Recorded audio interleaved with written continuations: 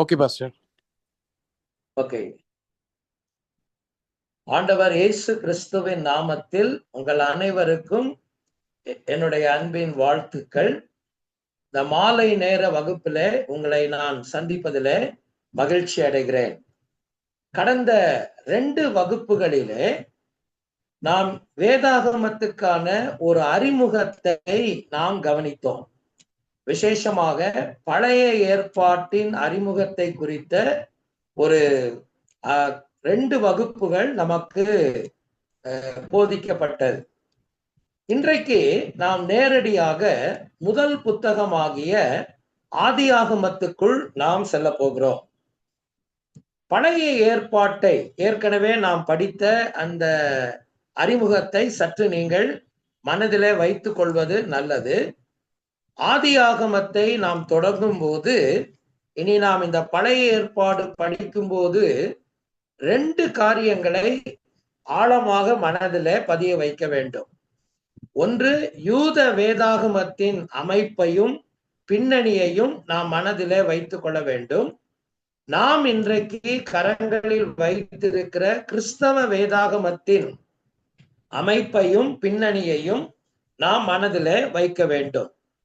ஏற்கனவே நான் உங்களுக்கு சொன்ன பிரகாரம் யூத வேதாகமம் 3 பிரிவுகளாக பிரிக்கப்பட்டிருக்கிறது.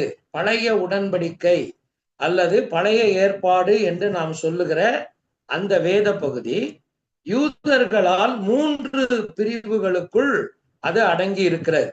ஒன்று டோரா என்று நாம் படித்தோம், இரண்டாவது நெவீம் என்று நாம் படித்தோம், மூன்றாவது கெத்துபீம் என்று நாம் படித்தோம்.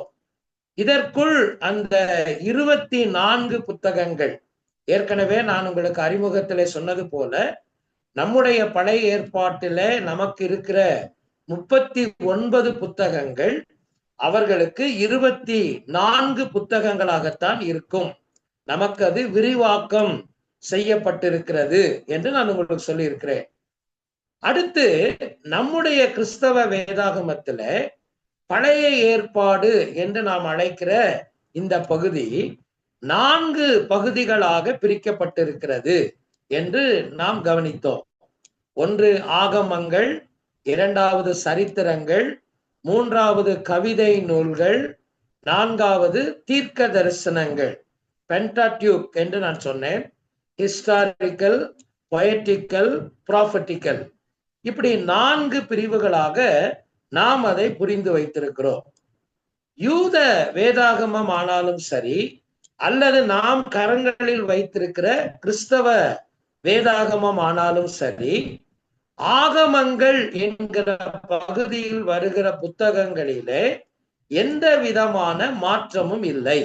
புத்தக ஒழுங்குகள் யூத வேதாகமத்திலே மாறி இருக்கும். நம்முடைய வேதாகமத்தில் இருப்பதை போல இல்லாமல் அது மாறி இருக்கும் என்று நான் கடந்த வகுப்புகளிலே உங்களோடு கூட நான் சொன்னேன். அதுதான் உண்மையான பிரிவுகள், அதுதான் சரியான அமைப்பு. நாம் அதை நம்முடைய வசதிக்கேற்றவாறு அதை நாம் தலைப்புகளாக பிரித்து அதை வேறு வேறு இடங்களிலே அந்த புத்தகங்களை நாம் அமைத்திருக்கிறோம்.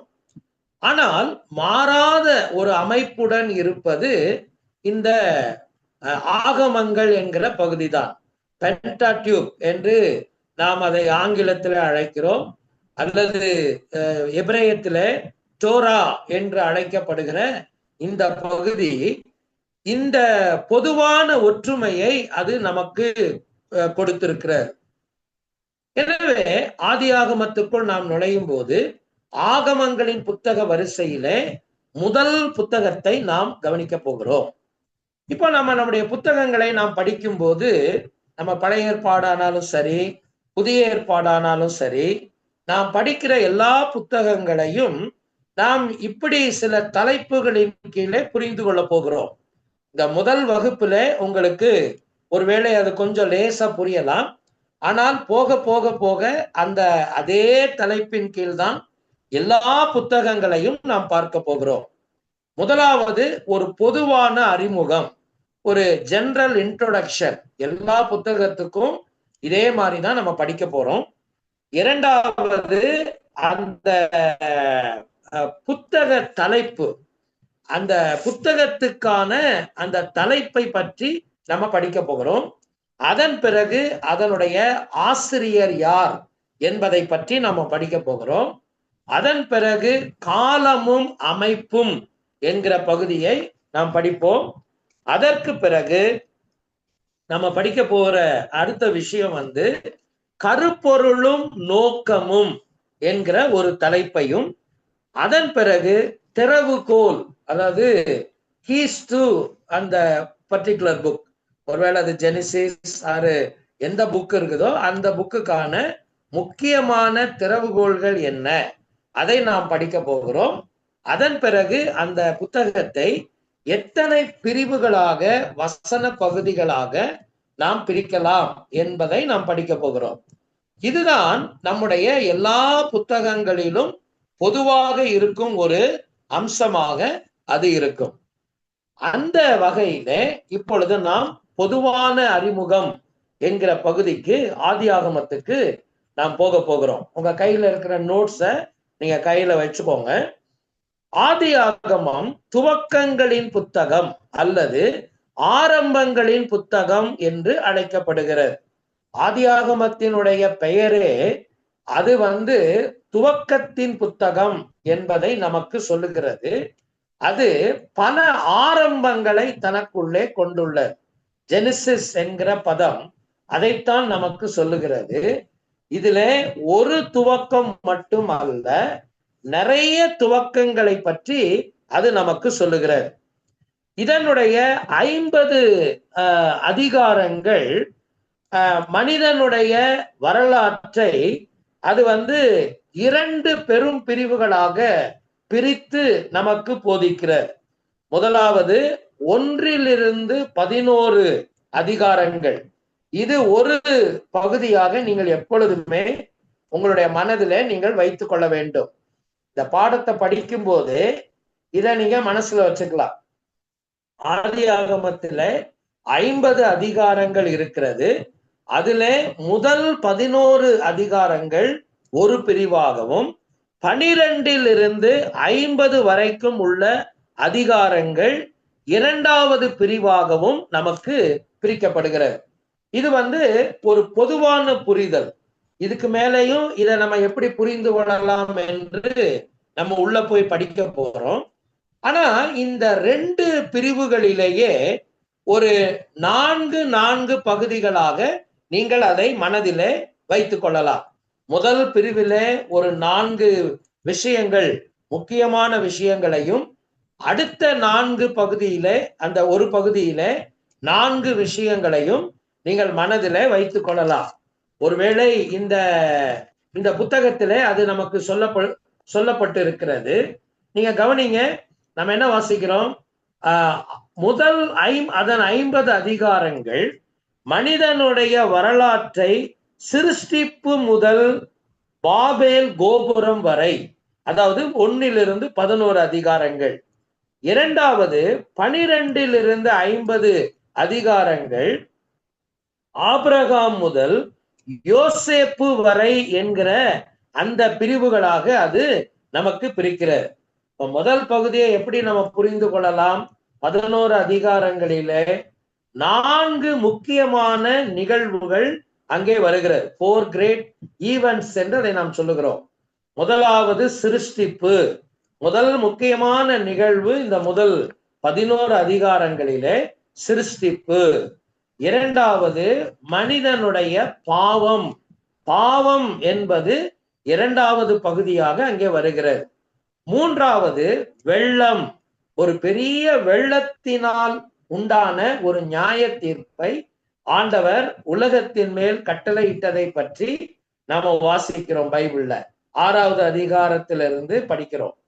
அடுத்து வெள்ளம் முடிந்த பிறகு அங்கே மீதியாய் இருந்த மக்கள், நோவாவின் குடும்பத்தார் பலுகி பெருகின போது கடவுளுடைய சித்தத்துக்கு மாறாக அவர்கள் ஒரே இடத்துல குடியிருந்து பாபேல் என்கிற கோபுரத்தை அவர்கள் கட்டினார்கள். அதனால் தேவன் அந்த வேலையையும் நிறுத்தி அவர்களை பல இடங்களுக்கு சிதற பண்ணினார். இதுதான் இந்த முதல் 11 அதிகாரங்கள்ல முக்கியமான விஷயம். அப்ப நீங்க இப்படி ஞாபகம் வச்சுக்கலாம், சிருஷ்டிப்பு, பாவம், வெள்ளம், பாபேல் என்கிற ஒரு 4 விஷயங்களை முக்கியமாக நீங்கள் மனதிலே வைத்துக் கொள்ளலாம். இரண்டாவது பகுதியில 4 கிரேட் பீப்புள் என்று நாம் அதை பிரிக்கிறோம். இரண்டாவது பகுதியில 4 முக்கியமான மனிதர்கள். அந்த 12ஆம் அதிகாரத்தில் இருந்து 50வது அதிகாரம் வரைக்கும் உள்ள வேத பகுதியில நீங்க படிக்கலாம். ஏன் 4 பேர் தான் இருக்காங்களா, நிறைய பேர் இல்லையா? நிறைய மனிதர்கள் இருக்கிறாங்க. ஆனால் 4 முக்கியமான மனிதர்கள். அதனாலதான் நம்ம அதுக்கு பேரே 4 முக்கிய மனிதர்கள் என்று சொல்லுகிறோம். யார் அந்த முக்கிய மனிதர்கள்? ஆபிரகாம், ஈசாக்கு, யாக்கோபு, யோசேப்பு. இந்த 4 முக்கிய மனிதர்கள் அங்கே இருக்கிறார்கள். இப்ப முதல் பகுதி 4 முக்கிய நிகழ்வுகளை நமக்கு சொல்லுகிறது. அடுத்த பகுதி 4 முக்கிய மனிதர்களை நமக்கு சொல்லுகிறது. முதல் 11 அதிகாரங்கள் கடவுளை படைப்பின் ஆண்டவராகவும் வாழ்வின் துவக்கத்தை அளித்தவராகவும் அது அறிமுகப்படுத்துகிறது. இதைதான் நம்ம முதல்ல பார்த்தோம். இந்த முதல் 11 அதிகாரங்கள்ல நீங்க பார்த்தீங்கன்னா, கடவுள் தான் எல்லாவற்றுக்கும் ஆண்டவர் தான் துவக்கத்தை கொடுத்தவராக நீங்கள் அங்கே பார்க்கலாம். ஆண்டவர் கொடுத்த பல நல்ல துவக்கங்கள் அங்கே இருக்கிறது. அதே நேரத்துல துவங்கின முதல் விஷயங்கள் என்று அதற்கு வெளியிலையும் இருக்கிறது. நீங்க பாத்தீங்கன்னா என்னெல்லாம் அங்கே துவங்கியது? ஆதியாகமத்துல வாழ்க்கை, மனிதனுடைய வாழ்க்கை என்பதனுடைய முதல் துவக்கம் வேதாகமத்துல ஆதியாகம புத்தகத்துல இந்த ஆதாம் ஏவாள் என்பவர்களுடைய வாழ்வில் இருந்துதான் அது தொடங்குகிறது. அடுத்து பாவம், முதலாக பாவம் எப்படி துவங்கியது மனிதனுக்குள்ளே என்பதை பற்றி ஆதியாகமம் பேசுகிறது. அடுத்து முதல் நியாய தீர்ப்பின் துவக்கம், இதுதான் அந்த நோவாவின் காலத்துல நடந்தது, முதல் நியாய தீர்ப்பு. அடுத்து குடும்பம், இந்த முதல் முறையாக எப்படி உலகத்தில குடும்பம் என்ற ஒன்றை கடவுள் ஏற்படுத்தி அதை அவர் ஆசீர்வதித்தார் என்பதை பற்றி நீங்கள் படிக்கலாம். அதனோடு கூட ஆராதனை, மனிதன் பாவம் செய்த பிறகு கடவுளை அணுகி வருவதற்கு எப்படி அவன் கடவுளை ஆராதிக்க வேண்டும், பலியின் மூலமாக கடவுளோடு அவன் தொடர்பு கொள்ள முடியும், ஆராதனை. மீட்பு, பாருங்க, இந்த மீட்பு என்கிற விஷயம் வேதாகமம் முழுவதிலும் வந்தாலும் அதனுடைய துவக்கத்தை நீங்கள் ஆதியாகமத்திலிருந்தே பார்க்கலாம். ஆண்டவர் மனிதனை மீட்பதற்கான அந்த ஆரம்ப விஷயத்தை அங்கேயே தொடங்கி விட்டார். எப்பொழுது மனிதன் பாவம் செய்தானோ அவனுடைய மீட்புக்கு மேசியாவை ஆண்டவர் உலகத்தில் அனுப்புவேன் என்கிற வாக்கு தத்தத்தை முதல் முறையாக ஆதியாகமம் 3ஆம் அதிகாரம் 15வது வசனத்திலேயே கொடுத்துட்டார். முதல் மெசனிக் ப்ராபசி அதுதான் பைபிள்ல. நான் உன் வித்துக்கும் அவள் வித்துக்கும் பகை உண்டாக்குவேன், அவர் உன் தலையை நசுக்குவார், நீ அவருடைய குதிங்காலை நசுக்குவாய். இதுதான் மேசியாவை குறித்து கொடுக்கப்பட்ட முதல் வாக்கு தத்தம். எனவே மீட்பு என்ற ஒரு காரியமும் அங்கே துவங்கியது. இப்படி பல காரியங்களின் துவக்கங்கள் இப்புத்தகத்தில் அடங்கியிருக்கிறது. 2ஆம் பகுதியில நீங்க பார்த்தீங்கன்னா விசுவாச முற்பிதாக்களின் வாழ்க்கையில் முக்கிய கவனத்தை அது செலுத்துகிறது. இதில் காணப்படும் ஒரு மெய்ப்பொருள் என்னவென்றால், ஆபிரகாம், ஈசாக்கு, யாக்கோபு, யோசேப்பு இவர்களில் இருந்து தோன்ற போகிற மேசியாவை பற்றிய உண்மையாகும். ஆண்டவர் மேசியாவை இந்த உலகத்திலே அனுப்ப தீர்மானித்த போது அதை ஆண்டவர் ஆபிரகாமின் சந்ததியிலே அனுப்ப வேண்டும் என்று ஆண்டவர் தீர்மானித்தார். அந்த வாக்குறுதி வாக்குறுதியை ஆண்டவர் ஆபிரகாமுக்கு கொடுத்தார். எனவே அதனுடைய காரியங்கள் எல்லாம் எப்படி அது நிறைவேற தொடங்கியது, அதற்கான ஆயத்தங்கள் எப்படி நடந்தது என்பதை ஆதியாகமத்திலே நீங்கள் படிக்கலாம். இதுதான் இந்த புத்தகத்தை பற்றி நீங்கள் தெரிந்து கொள்ள வேண்டிய ஒரு பொதுவான தலைப்பு. அடுத்து இந்த புத்தகத்தினுடைய தலைப்பு, இந்த புத்தகத்திற்கு ஒரு தலைப்பு இருக்கிறது அல்லவா? என்னது? ஜெனிசிஸ். ஆங்கிலத்துல நாம் ஜெனிசிஸ் என்று சொல்லுகிறோம், தமிழ்ல ஆதியாகமம் என்று நாம் சொல்லுகிறோம். எபிரேய வேதாகமம் அதை பெரிஷித் என்று அழைக்கிறது. எபிரேய வேதாகமத்திலே அதனுடைய தலைப்பு பெரிஷித் என வருகிறது. நம்ம ஏற்கனவே படிச்சிருக்கோம். நான் தான் சொன்னேன், அந்த இன்ட்ரோடக்ஷன்ல நாங்க உங்களுக்கு சொல்லி கொடுத்த விஷயங்கள் தொடர்ந்து நம்ம படிக்க போகிற எல்லா பாடங்களிலும் இடையிடையே அதனுடைய விஷயங்கள் போயிட்டே இருக்கும். அதுல நம்ம படிச்ச தகவல்கள் எல்லாம் இங்கே நாம பயன்படுத்த வேண்டியது இருக்கும். அதுல நம்ம படித்த அடுத்த ஒரு முக்கியமான தகவல் என்ன? முதல் முறையாக எபிரேய வேதாகமம் கிரேக்க மொழியில்தான் மொழிபெயர்க்கப்பட்டது. செப்துவாஜின்ட் என்று அதற்கு நாம் பெயர் வைத்திருக்கிறார்கள். செப்துவாஜின்ட் என்று பெயர் வைக்கிறார்கள். அதை நம்ம தமிழ்ல சொல்லும் போது செப்துவஜிந்தா என்றும் அழைக்கிறார்கள். 70 இறையியல் வல்லுநர்கள், யூத அறிஞர்கள் அந்த மொழிபெயர்ப்புல ஈடுபட்டதினாலே இப்போ ரொம்ப சமீபத்துல வர்ற தமிழ் வார்த்தை என்னவென்றால் எழுபதன்மர் நூல் என்று அதை அழைக்கிறார்கள். 70 நூல் என்று அழைக்கிறார்கள். LXX என்ற அந்த கோட் வேர்டு, அதுக்கு நீங்க ஸ்டடி பைபிள்ல எல்லாம் நீங்க அதை பார்க்கலாம். எனவே இதுல எபிரேய தலைப்பு, அதற்கு பெரிஷித். கிரேக்க வேதாகமத்திலே இது மொழிபெயர்க்கப்பட்ட போதுதான் ஜெனிசிஸ் என்கிற வார்த்தையை கிரேக்க வேதாகமம் வைத்தது. சோ அதைத்தான் நாம ஆங்கில வேதாகமம் அப்படியே அதை எடுத்துக்கொண்டது. கிரேக்க வேதாகமத்தின் தலைப்பை அதை அப்படியே எடுத்துக்கொண்டது. இதுக்கு அர்த்தம் என்னது?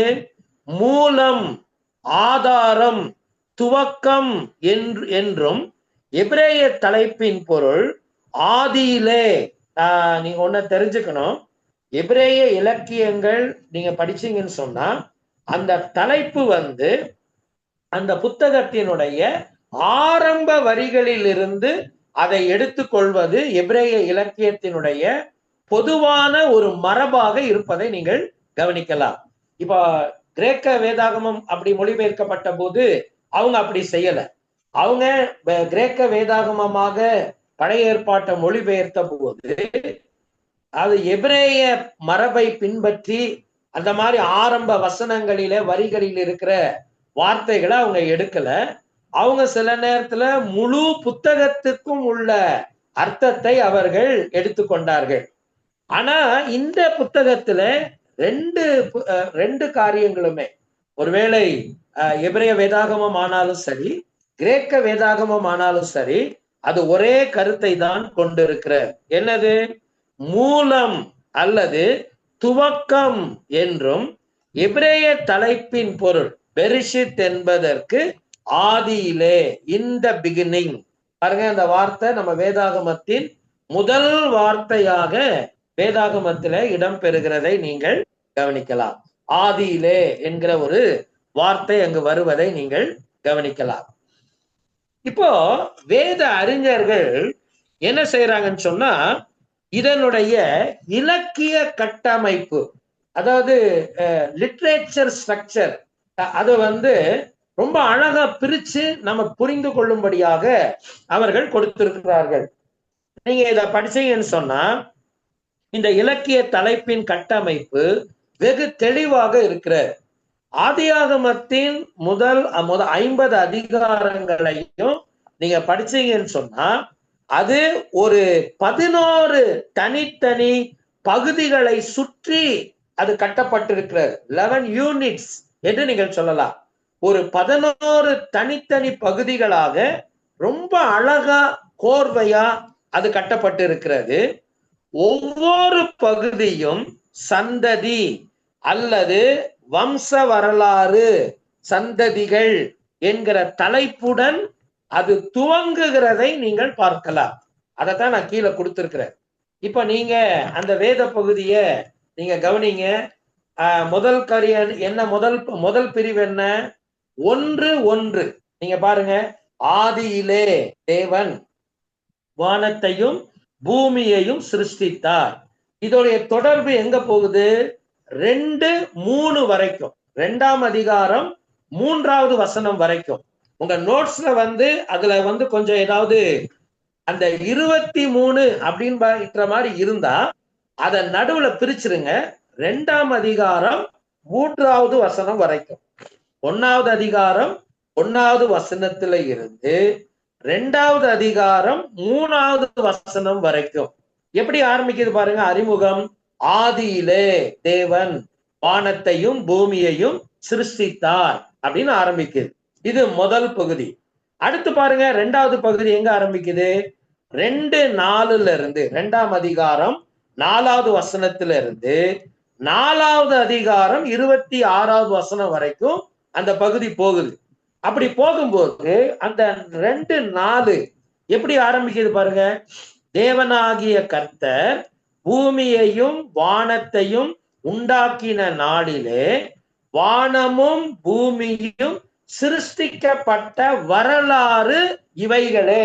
அது தொடங்கும் போதே ஒரு சிருஷ்டிக்கப்பட்ட வரலாறு இவைகளே அப்படின்னு தொடங்குறத நீங்க பார்க்கலாம். அடுத்து நம்ம எங்க வர்றோம்? 5ஆம் அதிகாரம் 1 வசனம். நீங்க அங்க பாருங்க எப்படி தொடங்குது. 5:1 இருந்து 6:8 வரைக்கும் அடுத்த பிரிவாக நம்ம பிரிச்சிருக்கோம். அங்க எப்படி தொடங்குது பாருங்க. ஆதாமின் வம்ச வரலாறு அப்படின்னு அது தொடங்கும்.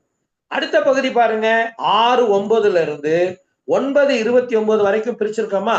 அந்த 9ஆம் வசனம் எப்படி தொடங்குது பாருங்க. 6ஆம் அதிகாரத்துல நோவாவின் வம்ச வரலாறு என்னது தொடங்குகிறார். அடுத்து நம்ம பாருங்க 10வது வசனம் 10ஆம் அதிகாரம் 1 வசனத்துல இருந்து 11வது அதிகாரம் 9வது வசனம் வரைக்கும் போகுது இல்லையா. அங்கே நம்ம என்ன வாசிக்கிறோம்? நோவாவின் குமாரனாகிய சேம், காம், யாப்பேத் என்பவர்களின் வம்ச வரலாறு 10:1 தொடங்கும் போது அது அப்படிதான் தொடங்குறத நீங்க பார்க்கலாம். 11:10 இருந்து அதே அதிகாரம் 26வது வசனம் வரைக்கும் 10வது வசனம் எப்படி தொடங்குது பாருங்க. சேமுடைய வம்ச வரலாறு. 11:27 இருந்து 25ஆம் அதிகாரம் 11வது வசனம் வரைக்கும் நீங்க அடுத்த பிரிவை நீங்க பாத்தீங்கன்னு சொன்னா 11:27 எப்படி தொடங்குது? தேராகுடைய வம்ச வரலாறு அப்படின்னு ஆரம்பிக்குது. தேராகுடைய வம்ச வரலாறு அப்படின்னு ஆரம்பிக்கிறது. அதுக்கப்புறம் நீங்க பாருங்க 25:12 இருந்து அந்த 18வது வசனம் வரைக்கும் 25வது அதிகாரம் 12வது வசனத்துல இருந்து 18வது வசனம் வரைக்கும் இஸ்மவேலின் வம்ச வரலாறு அப்படிதான் ஆரம்பிக்கும். 25:19 எப்படி ஆரம்பிக்குது பாருங்க.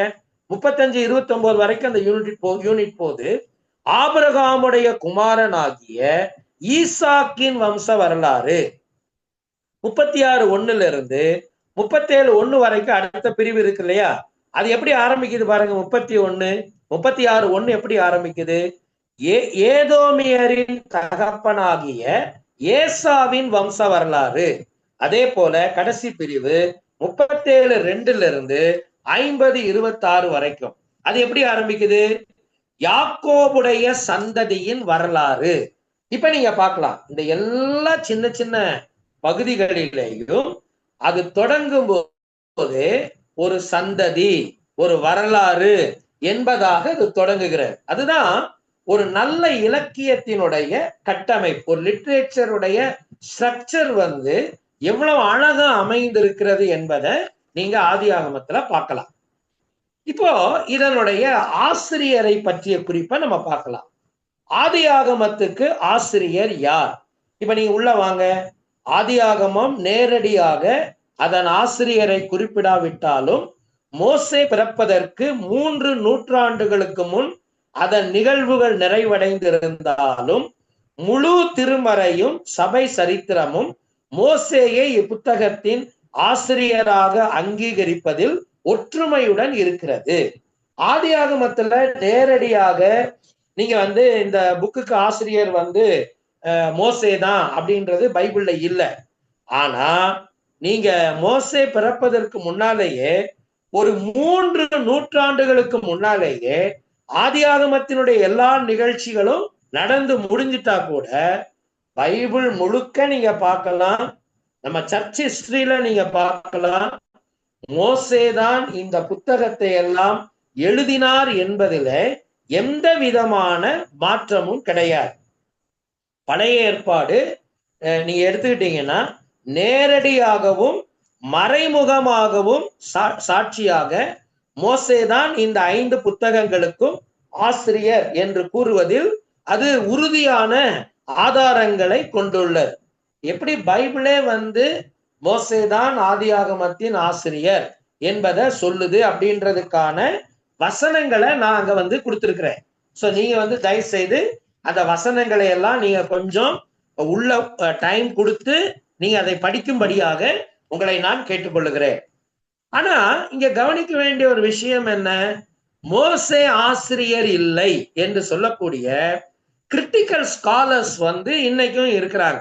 இன்னைக்கு நிறைய செமினரிஸ வந்து நீங்க பைபிள் செமினரிஸ பைபிள் காலேஜஸ நீங்க வந்து பல வகையா பிரிக்கலாம். ஒரு வகையா இல்ல, பல வகையா பிரிக்கலாம். அதுல கன்சர்வேட்டிவ்ஸ் அப்படின்னு சொல்லுவாங்க. வேத வசனத்தை அடிப்படையாக கொண்டு போதிக்கிற பைபிள் காலேஜஸ் உண்டு. திருமறையை அடிப்படையாக கொண்ட நம்பிக்கையாக கொண்ட அறிஞர்கள், அவங்க சொல்ற கருத்துக்கள் எல்லாம் பைபிளுக்கு ஏற்புடையதா இருக்கும். ஆனா அடுத்து எதிர்பக்கத்துல லிபரல் தியாலஜியன்ஸ், கிரிட்டிக்கல் ஸ்காலர்ஸ், இந்த மாதிரி குரூப்ல இருக்கிறவங்க எல்லாமே இந்த இந்த ஸ்டாண்டுக்கு வந்து அவங்க எப்பவுமே எதிரில் தான் இருப்பாங்க.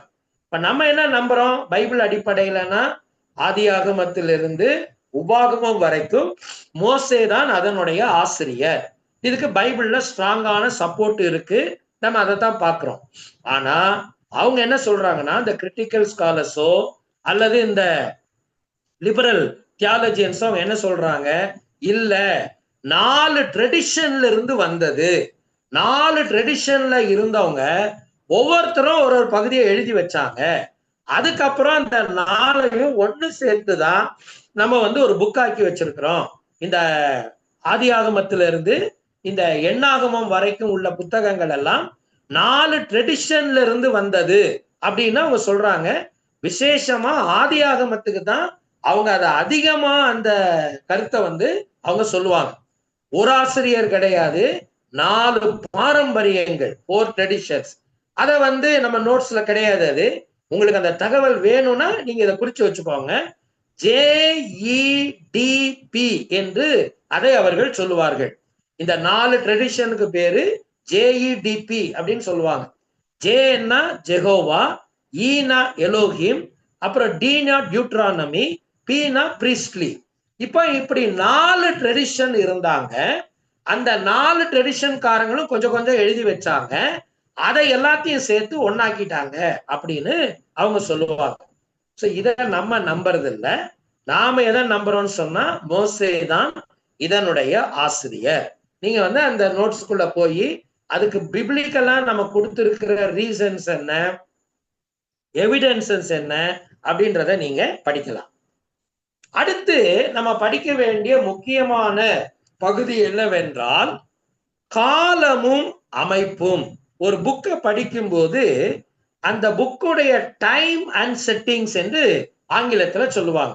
அந்த புத்தகத்தை விளங்கி கொள்ளுவதற்கு அந்த புத்தகத்தில் நடந்த சம்பவங்களின் காலங்கள் எப்படி இருந்தது, அதை எப்படி நாம் அமைத்து கொள்கிறோம், இது ரொம்ப முக்கியம். இது எல்லா புக்குக்கும் நம்ம படிப்போம். இப்ப நீங்க படிச்சீங்க பாத்தீங்கன்னா, முதல்ல நான் சொல்லும் போது உங்களுக்கு 2 பிரிவு சொன்னேன். 1ல இருந்து 11, 12ல இருந்து 50 அப்படின்றது வந்து பிப்ளிக்கலா அதனுடைய பைபிள் பேசேஜஸ் வச்சு நான் சொன்னேன். அதுக்கப்புறம் ஒரு 11 யூனிட்ஸ் நான் சொன்னேன். சின்ன சின்ன உட்பிரிவுகளாக நான் சொன்னேன். 11 பிரிவுகள் அதுல இருக்கு அப்படின்னு நான் சொன்னேன். இப்ப நான் சொல்றது வந்து இது வந்து ஜியோகிராபிக்கல் அடிப்படையில், அதாவது புவியியல் சார்ந்த அமைப்பின் கீழ் ஆதியாகமத்தை நம்ம எப்படி புரிஞ்சுக்கலாம்? ஒரு புவியியல்னா ஒரு ஜியோகிராபிக்கல் லொகேஷனை வச்சு, இங்க நடந்த சம்பவங்களை வச்சு நம்ம அதை எப்படி புரிஞ்சுக்கலாம்?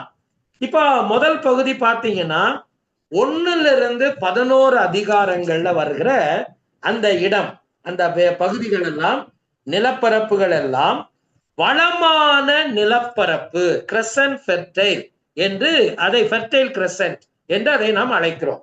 ஃபெர்டைல் கிரசன்ட் அப்படின்னா அந்த ஆதியாகமம் 1-11 அதிகாரங்கள் வரைக்கும் உள்ள அந்த காலத்துல நடந்த சம்பவங்கள் எல்லாம் ஒரு வளமான நிலப்பகுதியில நடந்தது. ஏன்? ஆதியாகமத்துல பூமி உண்டாக்கப்பட்ட புதியதுல நடந்த, அதை தொடர்ந்து நடந்த விஷயங்கள், சில ஆண்டுகளுக்குள்ள நடந்த விஷயங்கள், அதனால அதை வளமான நிலப்பரப்பு அப்படிங்கிற ஒரு பகுதியா வச்சுக்கலாம். அடுத்து 12-36 வரைக்கும் இஸ்ரவேல் என்று நாம் சொல்லுகிறோம். 12ஆம் அதிகாரத்திலிருந்து 36 அதிகாரம் வரைக்கும் என்ன நடக்குது பைபிள்ல? ஆபிரகாம், ஈசாக்கு, யாக்கோபு. இப்போ ஆபிரகாம் அவருடைய சொந்த ஊரை விட்டு வெளியில வந்தது, அதுக்கப்புறம் அவர் கானான் தேசத்துக்கு போனது, அங்க வாழ்ந்தது, அவருடைய மகனாகிய ஈசாக்கு அந்த பகுதியில வாழ்ந்தது, யாக்கோபு அந்த கானான்ல வாழ்ந்தது. இந்த பகுதியில நடந்த சம்பவங்களா அந்த 12-36 வரைக்கும் வருது.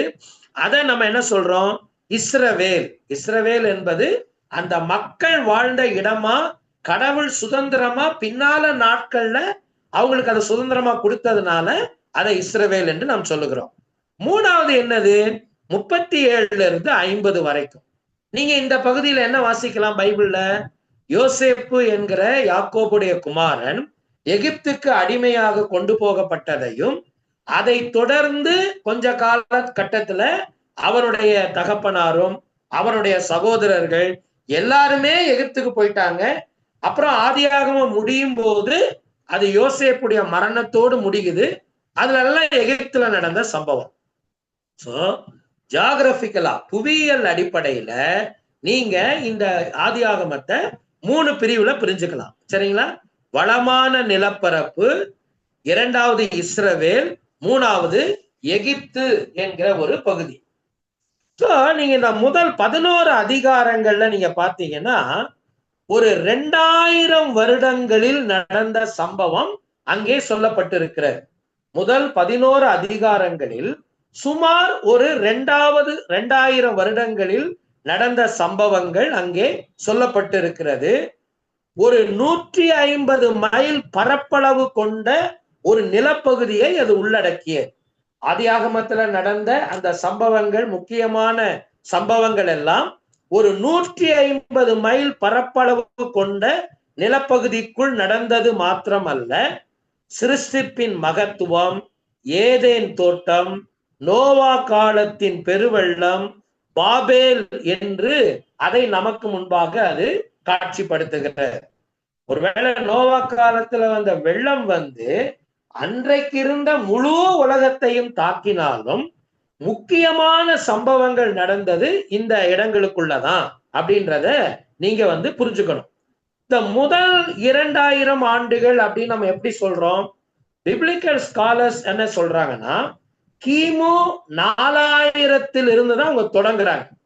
அதாவது ஆபிரகாம் வரும்போது கிமு 2000 அப்படின்னு சொல்றாங்க. அதுக்கு கீழே தான் அப்படியே குறைஞ்சிக்கிட்டே வர்றதை நீங்க பார்க்கலாம்.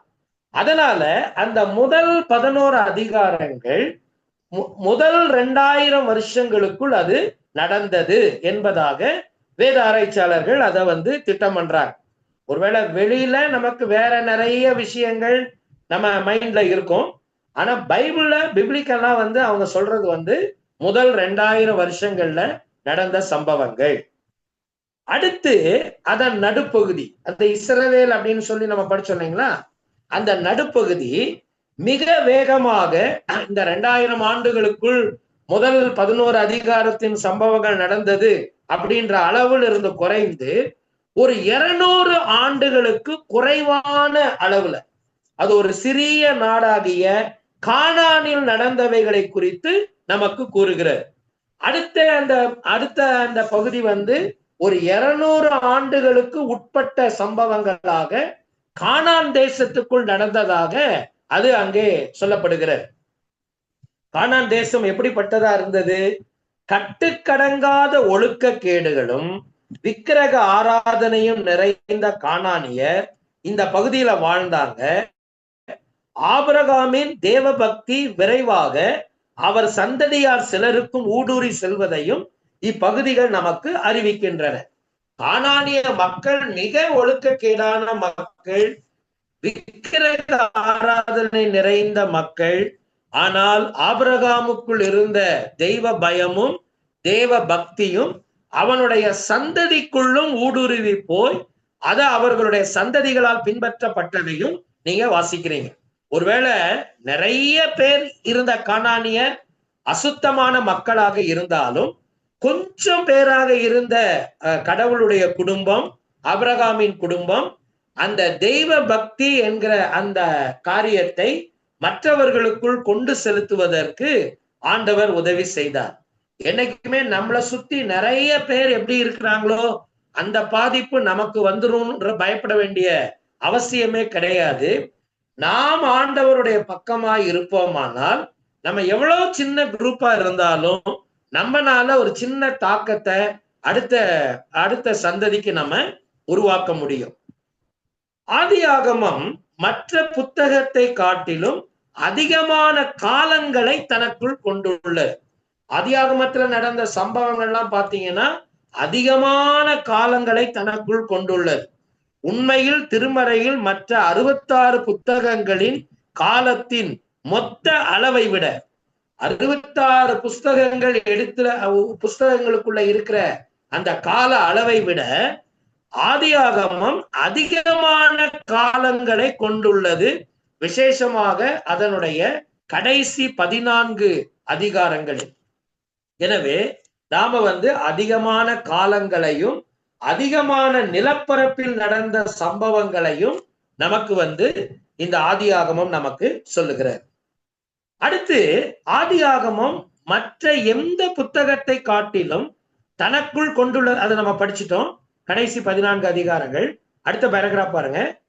யாத்திராகமம் 3ஆம் அதிகாரம் 3வது வசனத்துல நீங்கள் பார்ப்பீர்களானால் கடவுள் 70 ஆத்துமாக்களை இஸ்ரவேலில், அதாவது கானானில் இருந்து இஸ்ரவேலில் இருந்து எகிப்துக்கு மாற்றியதின் மூலம் அப்படின்னு வருது.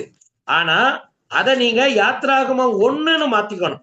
யாத்ராகமத்தின் புத்தகம் 1ஆம் அதிகாரத்திற்கு நீங்கள் அந்த கவனத்தை கொண்டு வர வேண்டும். 3ஆம் அதிகாரம் அல்ல, முதல் அதிகாரம். நீங்க கொஞ்சம் அந்த வேத பகுதியை கொஞ்சம் நீங்க பார்த்துக்கோங்க. 1ஆம் அதிகாரத்துல நீங்க அந்த 3வது வசனம் மட்டும் அல்ல, அந்த முதல் அதிகாரத்தின் ஆரம்ப வசனங்கள் எல்லாமே நீங்க அதை பார்க்கலாம். 1வது வசனத்துல இருந்து 5வது வசனம் வரைக்கும் உள்ள வேத பகுதியை நீங்கள் குறித்து வைத்துக் கொள்ளலாம். யாத்ராகமத்தின் புத்தகம் 1ஆம் அதிகாரம் 1லிருந்து 5 வரைக்கும் உள்ள வசனங்கள் என்று அதை நீங்கள் வைத்துக் கொள்ளலாம். 70 பேரை இஸ்ரவேலில் இருந்து எகிப்துக்கு மாற்றினார். யாக்கோபின் குடும்பத்தார் அங்க போய் சேர்ந்த போது அவங்க 70 பேரா இருந்தாங்க. ஆண்டவர் அவங்களை எகிப்துக்கு கொண்டு போன போது ஏதோ ஒரு அழிவுக்கு நேரா அவங்கள வழி நடத்திட்டாரு அப்படின்னு நம்ம பார்க்க கூடாது. நீங்க அந்த வேத பகுதியை பார்க்கும்போது அழிவில் இருந்து இந்த இனத்தை அற்புதமாக தேவன் பாதுகாத்து தான் வச்சிருந்தார். ஒருவேளை இந்த கானான்ல இருந்திருந்தாங்கன்னா இந்த கானானியருடைய பழக்க வழக்கங்கள் எல்லாம் அவங்களுக்குள்ள காலப்போக்குல நடந்து அவங்க கெட்டு போக நிறைய வாய்ப்பு இருக்கு. ஆனா எகிப்துல போய் வேற ஒரு நாட்டுல அவங்க கொஞ்சம் அடிமைத்தனத்தை அனுபவிச்சாலும் அவங்க கலாச்சார ரீதியாக பண்பாடு ரீதியாக கெட்டு போகாமல் பாதுகாக்கப்படுவதற்கு அது உதவியா இருந்தது. 2வது வேற இனங்கள் அவங்கள அழிக்காமல் இருப்பதற்கும் அது உதவியாக இருந்தது. அங்கே அவர்கள் பலுகி பெருகினார்கள். நமக்கு தெரியும் ஆத்திராகமத்துல வாசிக்கிறோம், அங்க பலுகி பெருகினார்கள் என்பது எகிப்து தேசமானது கடவுளால் தெரிந்து கொள்ளப்பட்ட இனமாகிய இஸ்ரவேலுக்கு எதிர்பாராத வளர்ச்சிக்கு இடமான கருவறையாக அமைந்தது. ஒரு குழந்தை எப்படி பாதுகாப்பா ஒரு தாயின் கற்பத்துல வளருதோ அத போல இஸ்ரவேல கானான் என்கிற அந்த தேசத்தை விட்டுட்டு எகிப்து தேசத்துக்கு போன போது பத்திரமாக அவர்கள் அந்த இடத்துல பாதுகாக்கப்பட்டார்கள். கானானியரின் முடமாக்கும் பாவ கலாச்சாரங்களில் இருந்து தேவன் அவர்களை தனிமைப்படுத்தினார். நான் ஏற்கனவே சொன்னேன், கானானியர்கிட்ட இருந்த பல மோசமான பழக்க வழக்கங்கள், விக்கிரக ஆராதனைகள், கலாச்சாரங்கள், ஒழுக்கக்கேடுகள் இவங்களுக்குள்ள வராம இவங்களை கொண்டு போய் ஆண்டவர் அங்க தனிமைப்படுத்தி ஆண்டவர் வைத்திருந்தார். எனவே ஏற்கனவே நம்ம கண்டது போல இம்மூன்று பிரிவுகளை இதன் காலங்களை வைத்து நாம் கணிக்கலாம். இப்ப நம்ம படிச்ச விஷயத்த கீழே நான் காலங்கள் வரிசையா போட்டிருக்கிறேன். 2000 அல்லது அதற்கு அதிகமான ஆண்டுகள், அதாவது கிமு 4000 தொடங்கி 2090 வரைக்கும் உள்ள என்று ஒரு 2000 வருடங்களுக்குள் நடந்த சம்பவங்கள் என்று அந்த முதல் பகுதியை பார்க்கிறோம். இரண்டாவது பகுதி 200 ஆண்டுகளுக்கு குறைவா நம்ம படிச்சோம் பாத்தீங்களா, ஒரு 193 வருடங்கள் நடந்த சம்பவங்கள். கிமு 2090 இருந்து 1897 வரைக்கும் உள்ள சம்பவங்கள் அங்கே சுருக்கமாக சொல்லப்பட்டிருக்கிறது. கீழே அதுக்குரிய தலைப்பை நான் கொடுத்திருக்கிறேன். மூணாவது எகிப்துல 93 ஆண்டுகள், 100க்கும் குறைவான ஆண்டுகளில் நடந்த சம்பவம் தான் எகிப்தில் நடந்ததாக நம்ம அங்க வாசிக்கிறோம். அங்கே நடந்த முக்கியமான விஷயங்கள் அங்கே சொல்லப்பட்டிருக்கிறது. சோ இத நம்ம இந்த 2வது பிரிவை பார்க்கும்போது புவியியல் அடிப்படையில ஆதியாகமத்தை எத்தனை பிரிவா பிரிக்கலாம், எத்தனை ஆண்டுகள் அதுக்குள்ள இருக்குது அப்படின்றத நம்ம இங்க பாக்குறோம். புவியியல் ரீதியா அப்படின்னு சொல்லும் போது 3 முக்கியமான பகுதிகள். ஒன்று வளமான நிலப்பரப்பு, அது இந்த இடத்துல இருந்து இந்த இடம் வரைக்கும் அப்படிலாம் கிடையாது, மொத்தத்துக்கு ஒரு வளமான நிலப்பரப்புல நடந்த சம்பவங்கள். அடுத்த 2 பிரிவுகளும் 2 இடங்கள்ல நடந்தது. கானான் தேசத்துல நடந்தத இஸ்ரவேல் என்று நம்ம சொல்றோம். அடுத்து எகிப்து நாட்டுல நடந்தத எகிப்தினே நம்ம வச்சுக்கலாம். இதுவும் ஒரு புரிதலாக நீங்கள் வைத்துக் கொள்ளலாம். ஆதியாகமத்தை புரியும் போது இந்த பின்னணிகள் உங்களுக்கு இருந்தால்தான் அதை சரியான விதத்துல உள்ள போய் படிக்கும் போது நீங்க தெரிந்து கொள்ளலாம். சரி, அடுத்து இந்த புத்தகம் எழுதப்பட்ட காலம் எப்ப எழுதப்பட்டுச்சு? மோசே தான் இதை எழுதினார், இதுல மாற்றமே கிடையாது. ஆனா அவர் எங்க எழுதியிருப்பாரு அப்படின்றதுல ஒருவேளை எகிப்துல இருந்த காலத்திலேயோ அல்லது மீதியான் தேசத்தில் இருந்த போதோ எழுதியிருக்கலாம். எகிப்துல இருந்த காலங்கள்னா என்னது? அவர் அரண்மனையில வளர்ந்த காலங்கள். ஒருவேளை அங்கிருந்து எழுதினாரு. அதுக்கு பிறகு அரண்மனையில இருந்து அவர் விரட்டி அடிக்கப்பட்டார் இல்லைங்களா, அவர் அங்கே நடந்த ஒரு பிரச்சனையினால கிளம்பி அவர் மீதியான்ற தேசத்துக்கு போய் எத்ரோ அப்படிங்கிற ஒரு வீட்டுல போய் அவர் ஒரு 40 வருஷம் ஆடு மேய்ச்சார். ஒருவேளை அங்க இருக்கும்போது அவர் இந்த புத்தகத்தை எழுதியிருக்கலாம் அப்படிங்கிற ஒரு கருத்து உண்டு. மூணாவது, எகிப்திலிருந்து இஸ்ரவேலர் விடுதலை அடைந்த பின்பு அவர்களுடைய வனாந்தர பயணத்தில் எழுதியிருக்கலாம் அப்படின்றது அடுத்த ஒரு பார்வையாக சொல்லப்படுகிறது. சோ 3 பார்வைய ஆராய்ச்சியாளர்கள் சொல்றாங்க. ஒண்ணு, அவர் எகிப்து தேசத்துல இருந்த போதே எழுதினாரு. இன்னும் சிலர் சொல்றாங்க இல்ல, அவர் 40 வருஷம் எத்ரோவுடைய வீட்டுல இருந்த போது அவர் அங்க எழுதினாரு. இல்ல, இன்னும் சிலர் சொல்றாங்க இல்ல, வனாந்திர பயணத்துலதான் அவர் எழுதினாரு அப்படின்னு. இதுல மோஸ்ட் ஆஃப் த ஸ்காலர்ஸ் அந்த செகண்ட் வியூ தான் எடுத்துக்கிறாங்க. அதாவது அவர் எத்ரோவுடைய வீட்டுல ஆடுகளை மேய்த்து கொண்டிருந்த நேரத்திலேயே கடவுளுடைய வெளிப்பாடுகள் அவருக்கு அங்கே கிடைத்து அவர் அதை எழுதி இருக்கலாம் அப்படின்றத பைபிள் ஸ்காலர்ஸ் வந்து அப்படிதான் சொல்றாங்க. ரைட். அடுத்து ஒரு புத்தகத்தை நம்ம படிக்கும்போது அதனுடைய கருப்பொருள் என்ன, நோக்கம் என்ன, தீம் அண்ட் பர்பஸ் என்று அதை நம்ம சொல்றோம்.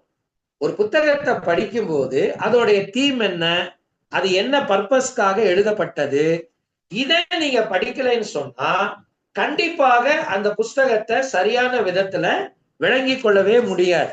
எந்த புக்கை நம்ம படிச்சாலும் அதற்கென்று ஒரு கருப்பொருளும் ஒரு நோக்கமும் இருப்பதை நீங்க எல்லா புஸ்தகத்திலையுமே நீங்க பார்க்கலாம். நீங்க எந்த புக்கு படிச்சாலும் சரி, அது இது ரெண்டும் இல்லாம ஒரு புக் இருக்கவே இருக்க. அப்ப பைபிளை நம்ம படிக்கும் போதும் ஒவ்வொரு புஸ்தகத்துக்கும் இருக்கிற கருப்பொருள் என்ன, நோக்கம் என்ன. சரி, என்ன கருப்பொருள் இருக்கு ஆதியாகமத்துக்கு? உலகத்தின் எல்லா இனங்களும் ஆசீர்வதிக்கப்பட கடவுள் ஒரு இனத்தை தெரிந்து கொண்டார் என்பது இப்புத்தகத்தின் பிரதான கருப்பொருள். அதாவது முழு உலகத்தையும் பாவத்திலிருந்து மீட்பதற்கு கடவுள் தம்முடைய குமாரனாகிய மேசியாவை இந்த உலகத்தில் அனுப்புவதற்கு ஒரு இனத்தை உருவாக்கி அதை தனக்காக தெரிந்து கொண்டார். யார் அவரு? அவர்தான் ஆபிரகாம். அதுதான் இதனுடைய பிரதானமான ஒரு நோக்கம். நீங்க பாத்தீங்கன்னா ஆதியாகமத்துல 12ஆம் அதிகாரத்துல முதல் 3 வசனங்களில் ஆண்டவர் ஆபிரகாமுக்கு கொடுத்த 7 ஆசீர்வாதங்கள் அப்படின்னு சொல்லி அந்த பகுதியை பொதுவா நம்ம சொல்லுவோம். நான் உன்னை ஆசீர்வதிக்கவே ஆசீர்வதிப்பேன், உன்னை பெருக பண்ணுவேன், நீ ஆசீர்வாதமா இருப்பாய், உன்னை ஆசீர்வதிக்கிறவர்களை ஆசீர்வதிப்பேன், உன்னை சபிக்கிறவர்களை சகிப்பேன். இப்படி எண்ணிக்கிட்டே வந்தீங்கன்னா 7 ஆசீர்வாதங்கள் வரும். அதுல 7வது ஆசீர்வாதம் என்ன தெரியுமா? பூமியில் உள்ள வம்சங்கள் எல்லாம் உனக்குள் ஆசீர்வதிக்கப்படும். அதோட அர்த்தம் என்ன தெரியுமா? பூமியில் இருக்கிற வம்சங்கள் எல்லாம் உனக்குள் ஆசீர்வதிக்கப்படும். அர்த்தம் என்ன தெரியுமா? பூமியில இருக்கிற எல்லா இன மக்களும் ஓ வழியில வருகிற மேசியாவை அவர்கள் விசுவாசித்தால் அவர்கள் மீட்கப்பட்டு கடவுளுடைய பிள்ளைகளாக மாறுவார்கள். ஆக மேசியா என்கிற ஆசீர்வாதத்தை உன்னுடைய சந்ததி கொண்டு வரும். ஆதியாகமம் 12ஆம் அதிகாரத்துல சொல்லப்படுகிற இந்த ஆசீர்வாதத்தை கடவுள் எங்க இருக்கும்போது கொடுத்தார் தெரியுங்களா?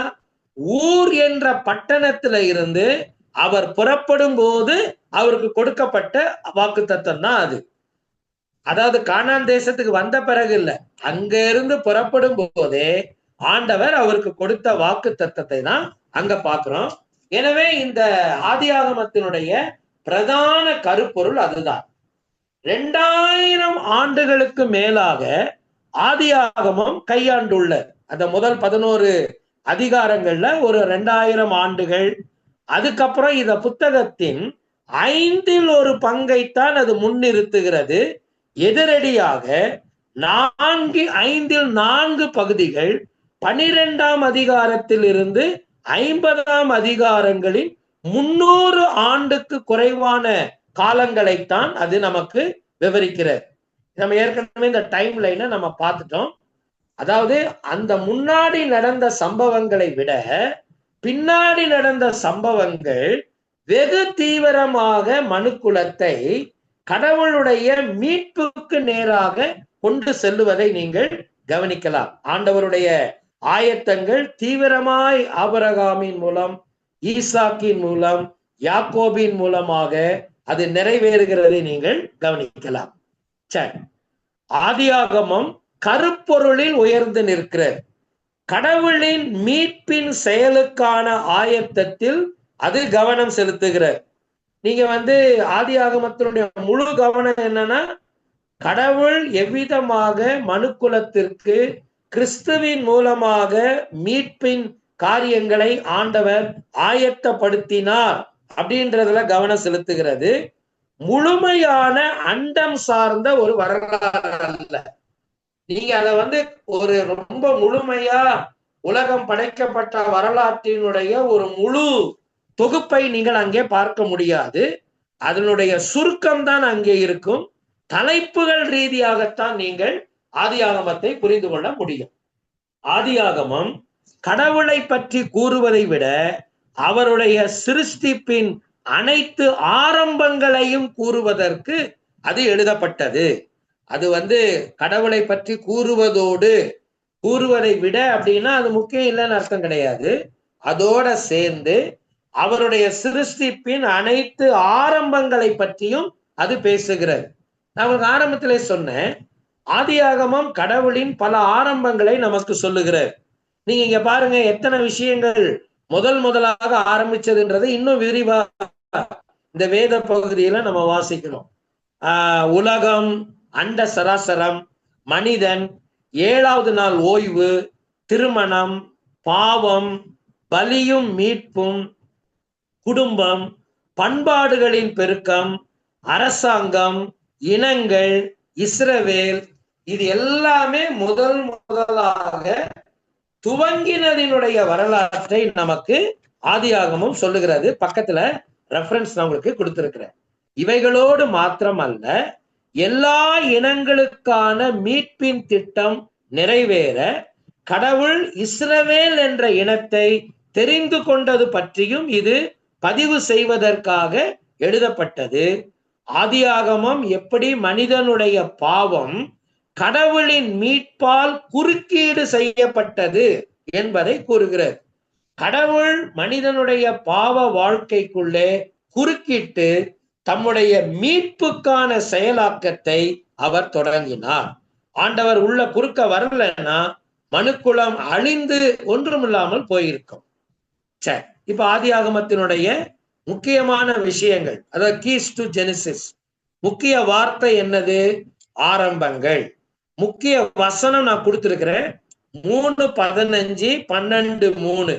3:15 உனக்கும் ஸ்திரீக்கும், உன் வித்துக்கும் அவள் வித்துக்கும் பகை உண்டாக்குவேன், அவர் உன் தலையை நசுக்குவார், நீ அவருடைய குதிங்காலை நசுக்குவாய்.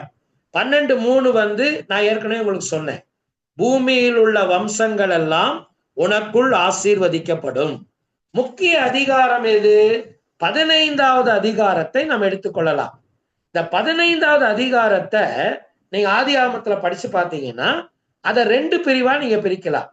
முதல் பிரிவுல ஆண்டவர் உறுதியாக ஆபிரகாமுக்கு ஒரு குமாரனை தருவேன் என்று ஆண்டவர் வாக்குரைத்ததை பற்றி அந்த ஃபர்ஸ்ட் ஆஃப் சாப்டர்ல நீங்க பார்க்கலாம்.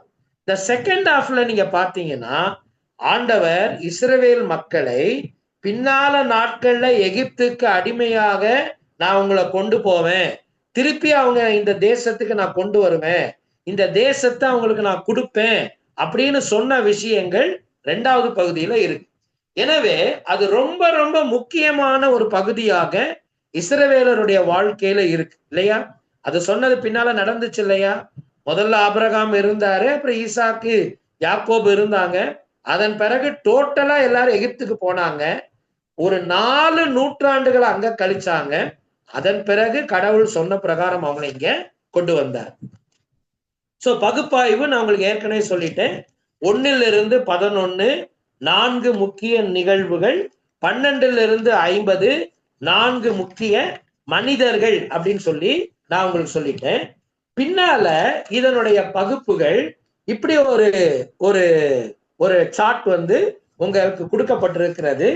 இப்ப நான் சொன்ன எல்லா பகுதிகளையும் இது உள்ளடக்கி இருக்கிறது. இதை நான் திருப்பி உங்களுக்கு சொல்ல வேண்டியதில்லை. இந்த சார்ட்டை நீங்க பார்த்து இவ்வளவு நேரம் நான் சொன்னதை நீங்க கொஞ்சம் திருப்பி பார்த்தீங்கன்னா நான் சொன்ன எல்லா விஷயங்களும் இதுக்குள்ள இருக்கிறத நீங்க கவனிக்கலாம். சோ இந்த சார்ட்டையும் நீங்க படிச்சு இதை நீங்க புரிந்து கொள்ளுங்க. இந்த இந்த லெசன்ல நம்ம மெயினா பார்க்க வேண்டிய விஷயங்கள் இதுதான்.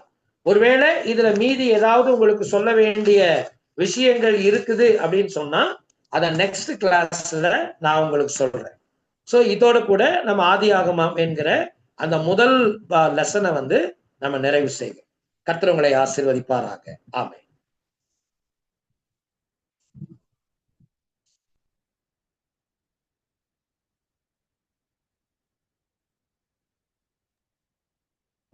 Okay, so if you have any questions, உங்களுக்கு கேள்விகள் ஏதாவது இருந்துச்சுன்னா நீங்கள் பாஸ்டர் கிட்ட கேட்கலாம்.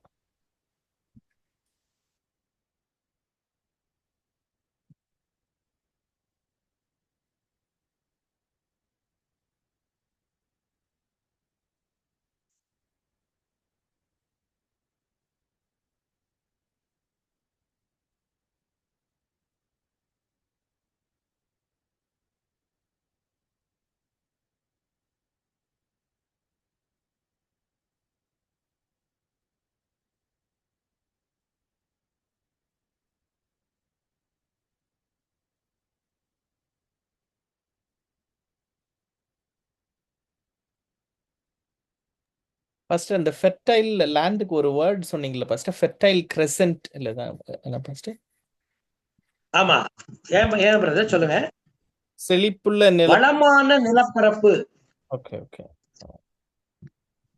வளமான நிலப்பரப்புன்னு சொன்னேன்.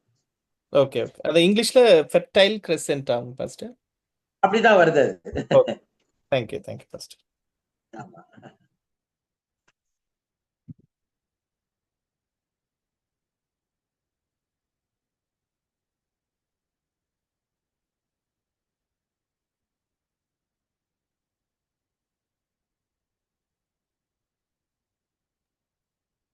வேற யாருக்கும் கேள்வி இல்லையா? இருந்துச்சுன்னா இது ஒரு குட் ஆப்பர்ச்சுனிட்டி.